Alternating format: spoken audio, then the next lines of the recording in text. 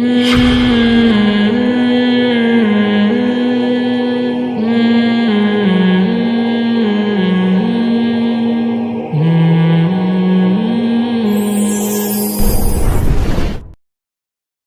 سے روایت ہے، رسول اللہ صلی اللہ علیہ وسلم نے فرمایا، مسلمان سے جب قبر میں سوال پوچھا جاتا ہے تو وہ گواہی دیتا ہے کہ اللہ کے سوا کوئی معبود نہیں اور محمد صلی اللہ علیہ وسلم اس کے رسول ہیں، فذالک قولہ، تو اللہ کا یہ قول جو قرآن میں آتا ہے نا، اس کا یہی مفہوم ہے، یعنی معنی قولی ہی، مجاز بحث پہ مضاف، یثبت اللہ الذین آمنوا بالقول الثابت فی الحیات الدنیا وفی الآخرہ، ہے نا قرآن میں اللہ تعالیٰ قول ثابت کے ذریعے ایمان والوں کو دنیا میں بھی اور آخرت میں بھی ثابت قدم رکھتا ہے۔ وہ قول ثابت کیا ہے؟ کلمہ طیب، یعنی کلمہ توحید لا الہ الا اللہ، ایک ایسا کلمہ ہے جس سے انسان دنیا میں بھی صحیح راستے پہ چلتا ہے اور آخرت میں بھی۔ آپ کہہ سکتے ہو کلمہ طیبہ کا صحیح راستے سے کیا تعلق ہے؟ بھئی جب توحید کا اقرار کرتا ہے تو پھر اس کے لوازمات خود بخود ہوتے ہیں۔ اللہ کو مانے گا تو پھر ظاہر ہے اللہ اور بندوں کا کوئی تعلق بھی مانے گا، جب اللہ بندے کا تعلق تو وہ پیغمبروں کے بغیر ممکن نہیں ہے، پھر پیغمبروں کو مانے گا، پھر مذہب کو مانے گا، پھر مذہب ہر معاملے میں رہنمائی کرتا ہے۔ جن لوگوں کے پاس مذہب نہیں ہے ان کے پاس صحیح اور غلط میں تمیز کا کوئی معیار ہی نہیں ہے، تو وہ کسی ایک بات پہ ٹک ہی نہیں سکتے، قائم ہی نہیں رہ سکتے۔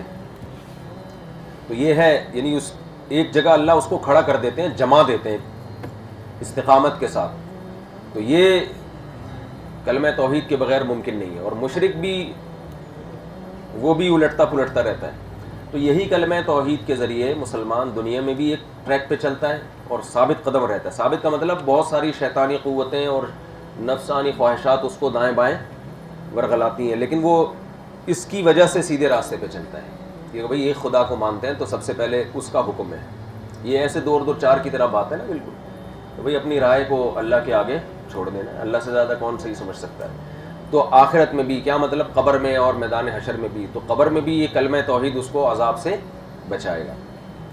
وفی روایت عن النبی صلی اللہ علیہ وسلم قال یثبت اللہ الذین آمنوا بالقول الثابت نزلت فی عذاب القبر یقال له من ربکم، انسان سے پوچھا جاتا ہے تیرا رب کون ہے؟ فیقول ربی اللہ ونبیہ محمد، کہتے ہیں میرا رب اللہ ہے اور میرے نبی محمد ہے صلی اللہ علیہ وسلم۔ اچھا یہاں ایک سوال ہوتا ہے، جو سوال تو آگے آنا چاہیے، لیکن آپ دیکھیں یہاں دو ہی طبقوں کا ذکر ہے، جو یہ کہتے ہیں کہ میرا رب اللہ ہے اور نبی میرے رسول ہیں تو وہ اس کے لیے جنت کے دروازے کھول دیے جاتے ہیں، اور جو کہتا ہے کہ میں نہیں جانتا، جو منافق اور کافر ہے، اس کے لیے جہنم کے۔ تو پھر اس سے تو یہ پتہ چل رہا ہے تیسرا تو کوئی طبقہ ہے نہیں۔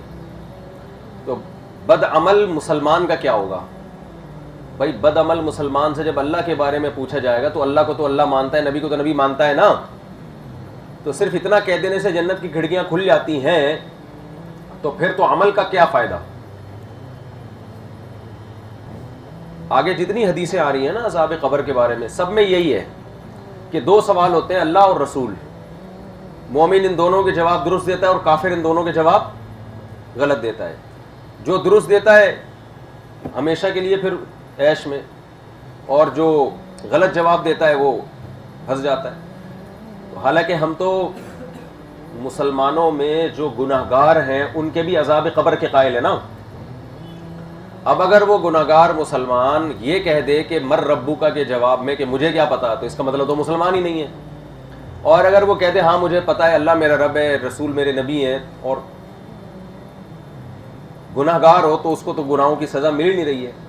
سوال سمجھ میں نہیں آئے گا تو جواب بھی سمجھ میں نہیں آئے گا۔ اس کا جواب یہ ہے کہ یہ قرآن کا مزاج یہ ہے کہ قرآن ہمیشہ دو انتہاؤں کا تذکرہ کرتا ہے، یا تو بہت نیک لوگوں کا یا بہت برے لوگوں کا، درمیانی طبقے کا قرآن عام طور پہ ذکر نہیں کرتا۔ اس کے بارے میں ایک دو آیتیں ہی ہیں پورے قرآن میں، وَآخَرُونَ اعْتَرَفُوا بِذُنُوبِهِمْ خَلَطُوا عَمَلًا صَالِحًا وَآخَرَ سَيِّئًا، کچھ لوگ ایسے بھی ہیں اچھے برے عمل کو مکس کیا ہوا انہوں نے۔ ورنہ قرآن جہاں تذکرہ کرتا ہے یا تو بالکل نیچے درجے کی جہنم میں جانے والے لوگوں کا یا بہت نیک لوگوں کے قرآن ذکر کرتا ہے، تو سورہ فرقان کے آخری رکوع دیکھ لو آپ، ان کی جو اچھی صفات کے جنتی ایسے ہوتے ہیں، ہے نا، یبیتون لربہم سجدا وقیاما، جنتی کے ایسی جنتیوں کے خواص، یعنی کسی نے جنتی کو دیکھنا ہو تو یہ ہوتے ہیں۔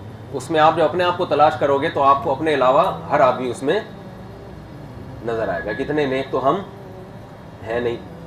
لیکن ہم اس سے لگتا ہے شاید ہم جہنمی ہو, تو جب جہنمیوں کے آپ جاؤ گے تو آپ کو لگے گا جو جہنمیوں کی علامتیں قرآن بیان کر رہا ہے وہ کیا ہے. فذلک الذی یدع الیتیم, یتیموں کو دھکے دیتے ہیں. ولا یحض علی طعام المسکین, کسی کو کھانا کھلانا تو دور کی بات, ترغیب تک نہیں دیتے. ایسی فطرت میں کنجوسی ہے. تو آدمی کہتا ہے یار اتنے برے بھی ہم نہیں ہیں.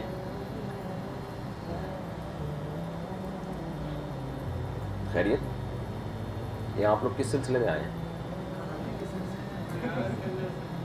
نہیں, یہاں جو ہم لوگ بیٹھے ہوئے ہیں یہ کس سلسلے میں, کچھ پتہ ہے آپ لوگوں کو؟ آپ کا کیا خیال ہے یہ ہم لوگ کیا ہو رہے ہیں یہاں پہ, آپ بتائیں گے. آپ سے پوچھ رہا ہوں یہ کس سلسلے میں ہم لوگ یہاں پر آ رہا ہوا؟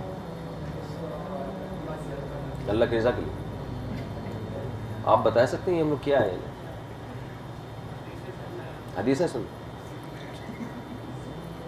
کیونکہ کوئی لگ ہی نہیں رہا کوئی چہرے سے کوئی سوال سمجھ میں آ رہا ہو یا کچھ. آسان سی بات, بہت زیادہ آسان ہے. اچھا جواب دے دیں گے تو سمجھ میں آ جائے گا. میں آپ کے چہرے ایسا کہ ٹی وی میں نہیں آ رہا ہوتا بندہ. اچھا, تو اس کا جواب یہ ہے کہ قرآن کی عادت ہے, یا تو جب اچھے لوگوں کا تذکرہ کرے گا تو جو اچھائی میں سب سے اعلیٰ درجے کے, بروں کا کرے گا تو برائی میں سب سے برے لوگوں کا, یہ بتانے کے لیے کہ اب اپنے آپ کو خود ہی دیکھ لو تم کدھر کو زیادہ ہو. صحیح ہے نا, اب خود ہی دیکھ لو کہ تم. تو یہاں بھی عذاب قبر میں بھی اللہ نے حدیث میں دو طرح کے لوگ ہیں, درمیان کے لوگ غائب ہیں. اب ان کا کیا ہوگا ظاہر ہے وہ بیچ میں لٹکے ہوئے ہوں گے. کچھ کو اللہ اپنی رحمت سے معاف کر دے گا, کچھ کو سزا دے دے گا.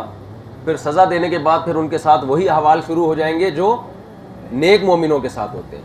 تو ان کا تذکرہ نہ ہونے سے یہ لازم نہیں آتا کہ تیسرا طبقہ سرے سے کوئی ہے ہی نہیں, یا تو جاتے ہی عذاب شروع یا جاتے ہی جنت کی کھڑکیاں, بس مومن اور کافر. ایسا نہیں ہے, بہت سے لوگ مومن ہوں گے مگر ان کو عذاب قبر ہوگا.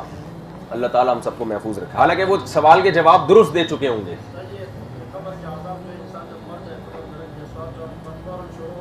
بہت سے لوگ مومن ہوں گے مگر ان کو عذاب قبر ہوگا.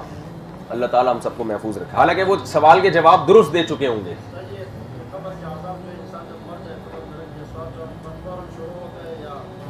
آگے حدیث میں آ رہا ہے فوراً شروع ہوتا ہے, فوراً مطالعہ کر کے جایا کرو. چلو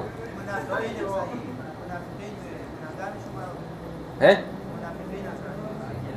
کیا بول رہا ہے, وہ بھی کافروں میں شمار ہے نا ان کا.